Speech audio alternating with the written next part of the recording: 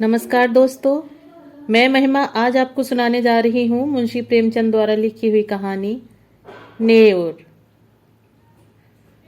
मौसम का मिजाज बदला हुआ था। बरसात के दिन थे।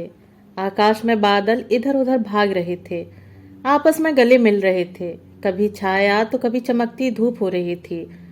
ऐसा लग रहा था मानो सूरज और बादलों में लड़ाई हो रही हो। वहीं गांव के बाहर कई मजदूर एक खेत में मेड़ बांध रहे थे। सभी पसीने में तर फावड़े से मिट्टी खोदकर मेड़ पर रख रहे थे। वहां मौजूद पानी के कारण मिट्टी नरम हो गई थी। तभी गोबर ने अपनी कानी आंख मटकाकर कहा, अब तो हाथ नहीं चल रहा है भाई, भोजन कर लें। नेऊर ने हंसकर कहा, मैं तुमसे पहले काम पर आया था। पहले यह मेड़ बांध लो, फिर भोजन करना। इतने में गोबर ने कहा, नेऊर दादा, तुमने अपनी जवानी में जितना घी खाया था ना, हमें अब उतना पानी भी नहीं मिलता। नेऊर छोटे कद का सांवला गठीला और फुर्तीला आदमी था। उम्र 50 के ऊपर थी, लेकिन नौजवान उसके बराबर मेहनत करने में हार मान जाते थे। अभी 2-3 साल पहले ही उसने कुश्ती लड़ना छोड़ा था। गोबर, तंबाकू पिए बिना तुमसे कैसे रहा जाता है नेऊर दादा? हमें तो रोटी मिले न मिले, लेकिन तंबाकू के बिना हम जी नहीं सकते। दीना, महरिया कुछ नहीं कहती है, हम तो ऐसी महरिया के साथ एक दिन भी न रहें। नेऊर, जवानी तो उसके साथ कटी है, अब बुढ़ापे में उससे कोई काम नहीं होता तो भला क्या करें। गोबर, तुमने उसे सिर चढ़ा रखा है, वरना काम क्यों नहीं करेगी? दिन भर मजे से खाट पर बैठी चिलम पीती रहती है और गांव भर से लड़ती है। तुम जरूर बूढ़े हो गए हो, लेकिन वो अब भी जवान ही है। उसी वक्त दीना बोला, जवान औरत क्या उसकी बराबरी करेगी? आज भी सिंदूर, बिंदी, काजल और मेहंदी में उसका मन बसता है। रंगीन धोती और गहनों के बिना हमने तो कभी उसे देखा नहीं। तुम सीधे हो इसीलिए निभा रहे हो, नहीं तो गली गली ठोकरें खाती। गोबर, मुझे तो उसके दिखावे पर गुस्सा आता है। काम कुछ नहीं करेगी, लेकिन पहनने खाने को अच्छा ही चाहिए। नेऊर, तुम नहीं जानते बेटा, जब वह आई थी तब मेरा हाल ऐसा न था। वह रानी की तरह रहती थी। वक्त बदल गया, लेकिन मन तो अब भी वही है ना। जरा सा चूल्हे के पास बैठ जाए तो आंखें लाल हो जाती हैं। मुझसे तो यह हाल देखा नहीं जाता। यहाँ से जाकर पानी लाऊंगा और रोटी बनाऊंगा, तब जाकर खाएगी। तुम्हारी तरह अकेला रहता तो तंबाकू की 4 फूंक मारकर और 1 लोटा पानी पीकर सो जाता। जब से बिटिया मरी है तब से वह और सुस्त हो गई है। उसके मन को काफी धक्का लगा है। माँ की ममता तुम नहीं समझोगे बेटा। पहले तो डांट डपट देता था, अब किस मुंह से बोलूं। दीना, कल तुम पेड़ पर काहे चढ़े थे? नेऊर, बकरी के लिए पत्ती तोड़ रहा था। बिटिया को दूध पिलाने के लिए बकरी ली थी। अब वह भी बूढ़ी हो गई है, लेकिन थोड़ा दूध दे देती है। उसका दूध और रोटी ही मेरी महरिया का आधार है। शाम होते ही नेऊर घर पहुंचा। उसने लोटा उठाया और नहाने की तैयारी करने लगा। तभी स्त्री ने खाट पर लेटे लेटे कहा, इतनी देर क्यों कर दी? काम के पीछे प्राण मत दे दो। जब पगार सबको बराबर मिलती है तो अकेले तुम क्यों जान देते हो? नेऊर का मन प्रेम से भर गया। उसने सोचा, मेरी स्त्री के दिल में मेरे प्रति कितना प्रेम है। उसे मेरे मरने जीने की चिंता है। नेऊर बोला, तू जरूर पिछले जन्म में देवी रही होगी।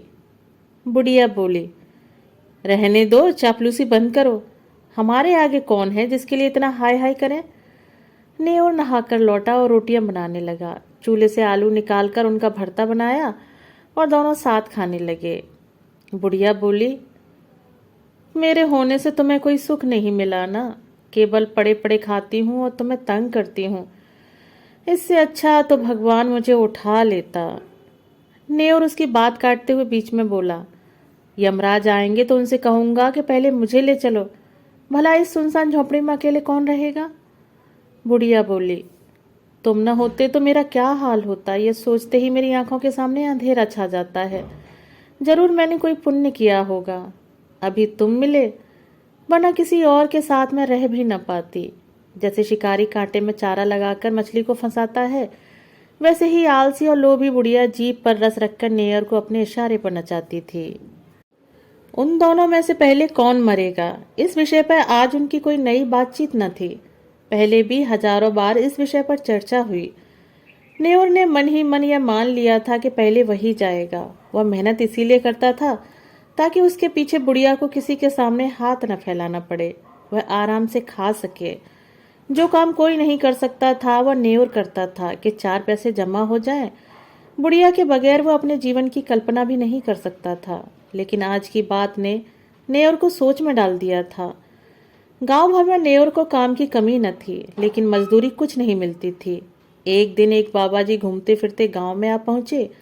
उन्होंने नेवर के घर के सामने ही डेरा डाल दिया। बाबा जी की सेवा के लिए गांव भर के लोग जमा हो गए। किसी ने लकड़ी दी, किसी ने कंबल का इंतजाम किया, तो कोई आटा दाल ले आया। नेवर को समझ नहीं आया कि वह क्या करे, तो उसने भोजन बनाने का जिम्मा ले लिया। बाबा जी भूत भविष्य बताते थे। दूर दूर तक लोभ उन्हें छू भी नहीं सका था। 2-3 दिनों में ही बाबा जी की चर्चा आसपास के गांव में होने लगी। नेवर बाबा जी का सबसे बड़ा भक्त था। उसने सोचा कि बस बाबा जी की कृपा बरस जाए तो सभी दुख दर्द दूर हो जाएंगे। बाबा बोले, बच्चा, इस संसार की माया में क्यों फंसे हो? नैयर ने सिर झुकाकर कहा, महाराज, अज्ञानी हूं, क्या करूं? स्त्री है, उसे कैसे छोड़ दूं? बाबा बोले, तुझे लगता है कि तू स्त्री का पालन करता है? नैयर बोला, तो और कौन सहारा है उसका? बाबा जी ने कहा, ईश्वर ने संसार की रचना की है, वो सबका पालन कर रहा है, और तू कहता है कि तू बुढ़िया का पालन कर रहा है। इतना अभिमान कैसे कर सकता है तू? नेवर को ज्ञान बोध हुआ। उसने हाथ जोड़ लिए और बोला, अज्ञानी हूं महाराज। आंखों से आंसू गिरने लगे। इससे ज्यादा वह कुछ न कह सका। बाबा बोले, ईश्वर का चमत्कार ऐसा है कि वो चाहे तो तुझे लखपति कर दे और क्षण भर में सारी परेशानियां खत्म कर दे। मैं मात्र उसका एक भक्त हूँ। मुझ में इतनी शक्ति नहीं है कि तुझे पारस बना दूं। तू सच्चा, ईमानदार और साफ दिल का इंसान है। मुझे तुझ पर दया आती है। तेरे पास कुछ चांदी हो तो बता, मैं तुझे अमीर बना दूंगा। नेवर का मन खुशी से खिल गया। नेवर बोला, मेरे पास चंद पैसे हैं और मेरी घरवाली के पास चांदी के कुछ टूटे फूटे गहने होंगे, मैं ले आऊंगा। बाबा बोले, जितनी चांदी मिल सके कल रात तक ले आ। मैं तेरे सामने चांदी को हांडी में रखूंगा। प्रातःकाल हांडी आकर निकाल लेना। नेवर के चेहरे पर खुशी दौड़ गई। इतने में बाबा बोले, लेकिन ध्यान रहे, इन असरफियों को जुआ खेलने, शराब पीने या बुरे काम में खर्च मत करना, वरना कोड़ी हो जाएगा। एक और बात, किसी से भी इस बात की चर्चा मत करना। नेवर वहां से चला आया। खुशी के मारे रात भर उसे नींद नहीं आई।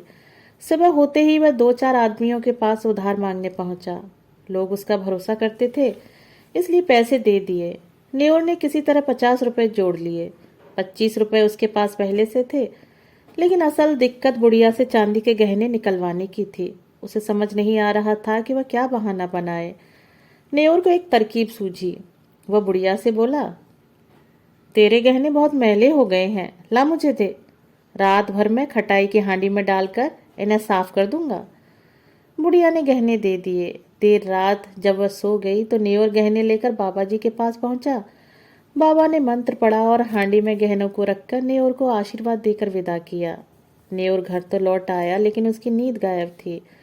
वह करवटें बदलता रहा। सुबह तक का इंतजार किए बगैर वह अंधेरे में ही बाबा जी के पास पहुंचा। वहां पहुंचते ही उसके पैरों तले जमीन खिसक गई। बाबा जी वहां नहीं थे।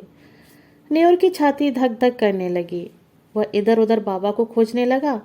हाट, तालाब सब जगह देख आया, लेकिन बाबा कहीं नहीं मिले। पूरे गांव में बात फैल गई। सब तरह तरह की बातें करने लगे। लोगों को लगा कि बाबा जी नेवर को बड़ा पसंद करते थे, उसे जरूर बताकर गए होंगे। नेवर की तलाश करते हुए सभी गांव वाले उसकी झोंपड़ी के पास पहुंचे। बुढ़िया बाहर आई। तभी एक ने कहा, नेवर ने मुझसे पैसे उधार लिए थे, कहा था शाम को लौटा दूंगा। बगल में खड़े दूसरे आदमी ने भी यही बात कही। इतने में बुढ़िया रोने लगी और बोली, बीते रोज उसने मेरे सारे गहने मांगे थे, अब पता नहीं कहाँ चला गया। बुढ़िया नेवर को गालियां देने लगी। अब लोग पूरी कहानी समझ गए। वो जान गए कि बाबा नेवर को ठग कर फरार हो गया है। बेचारा नेवर सीधा आदमी बाबा के झांसे में फंस गया। अब लाज के मारे सामने नहीं आ रहा है। किसी तरह 3 महीने बीते। झांसी जिले में धसान नदी के किनारे एक छोटा गांव था, काशीपुर। वहां नदी किनारे एक पहाड़ी टीला था। एक साधु कई दिनों से वहां डेरा जमाए बैठा था। नाटा कद, सांवला रंग और गठीले शरीर का आदमी था। यह था नेउर, जो साधु के वेश में अब दुनिया को धोखा दे रहा था। यह वही नेउर था जो कभी मेहनती और ईमानदार हुआ करता था। गांव से दूर नई जगह आने के बाद भी उसे अपना घर, गांव और बुढ़िया बहुत याद आते थे।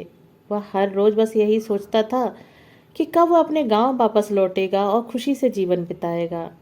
ढोंगी बाबा को याद कर उसका मन दुखी भी होता था। उसका हाल ऐसा था कि अगर वह बाबा को पा जाए तो उन्हें कच्चा ही खा जाए। खैर, यहाँ बाबा बनकर नेउर किसी तरह गुजर बसर कर रहा था। उसके भक्तों में एक सुंदर स्त्री शामिल थी, जिसकी शादीशुदा जिंदगी ठीक नहीं थी। एक दिन पारिवारिक कलह के बाद वह रूठकर मायके आ गई। तब से उसका पति उसे लेने नहीं आया था। वह स्त्री किसी तरह अपने पति को वश में करना चाहती थी। एक रोज उसने बाबा जी को अपनी समस्या बताई। नेउर को जिस शिकार की आस थी वह उसे मिलता दिखाई पड़ रहा था। वह गंभीर आवाज में बोला, बेटी, मैं हूं ना, मुझ पर भरोसा रख। भगवान ने चाहा तो सब अच्छा होगा। स्त्री बोली, मेरे भगवान तो आप ही हो, आप जो बोलोगे वही करूंगी। नेउर मन ही मन खुश हो रहा था। नेउर ने कहा, तेरा काम हो जाएगा, लेकिन इसके लिए तुझे बड़ा अनुष्ठान करना पड़ेगा, जिसमें हजारों का खर्चा आएगा। उस पर भी तेरा काम सफल होगा या नहीं, यह मैं नहीं बता सकता, क्योंकि सब भगवान के हाथ में है। स्त्री किसी तरह अपने पति को वश में करना चाहती थी, इसलिए वह बाबा जी के चरणों में गिर गई और सोने के गहनों की पोटली उनके सामने रख दी। महीनों से जिस समय का इंतजार नेउर कर रहा था वह आ चुका था, लेकिन उसके हाथ पांव कांप रहे थे। उसके अंदर अजीब सी उलझन होने लगी। वह चाह कर भी स्त्री के साथ ठगी नहीं कर पा रहा था। उसके संस्कार उसे इस काम को करने से रोक रहे थे। अंत में नेउर ने रोते हुए कहा, बेटी, ये पोटली ले जाओ, मैं तो तुम्हारी परीक्षा ले रहा था, तुम्हारी मनोकामना जरूर पूरी होगी। इतना कहकर वह वहां से उठा और गांव की ओर निकल पड़ा। रास्ते में तालाब देख उसने स्नान किया। तिलक भभूत से उसे घृणा हो रही थी। तकरीबन 8 दिन के लंबे सफर के बाद वह गांव पहुंचा। उसे ऐसा लगा मानो वह बेड़ियों से आजाद हुआ हो और कोई बड़ी जीत हासिल की हो। उसके पहुंचने की खबर पूरे गांव में आग की तरह फैल गई। कुछ लड़कों ने उसका स्वागत किया और बताया कि दादी तो मर गई। यह सुनते ही नेउर का संसार उजड़ गया। वह कुछ न बोल सका, आंखें भर आईं। वह दौड़ा दौड़ा झोंपड़ी में पहुंचा। किवाड़ खुला था। बुढ़िया की चारपाई जस की तस थी। चिलम और नारियल भी ज्यों के त्यों धरे हुए थे। इतने में पूरा गांव वहां आ पहुंचा। सवालों की झड़ी लग गई। किसी ने कहा, तुम कहाँ थे नेउर दादा? तुम्हारे जाने के 3 रोज बाद ही दादी चल बसी। दिन रात तुम्हें कोसती और गालियां देती थी। तुम इतने दिन कहाँ रहे? नेउर के पास कोई जवाब न था। वह कुछ न बोल सका, बिल्कुल मौन हो गया, मानो जिंदा लाश। उस दिन के बाद से किसी ने नेउर को हंसते बोलते नहीं देखा। वो न किसी से कुछ कहता और न कुछ मांगता। गांव के बाहर सड़क किनारे वो बैठ जाता है। जो राहगीर दे जाते उसी से अपना गुजारा करता। गांव में प्लेग फैल गया। सब गांव छोड़कर भागने लगे, पर नेउर को किसी चीज की परवाह न थी। वह झोंपड़ी के बाहर निर्जीव और अचेत पड़ा था। दोस्तों, मुंशी प्रेमचंद की कहानी नेउर से हमें ये सीख मिलती है कि ईमानदारी और संस्कार सबसे बड़े हैं और इंसान को धन का लोभ नहीं करना चाहिए।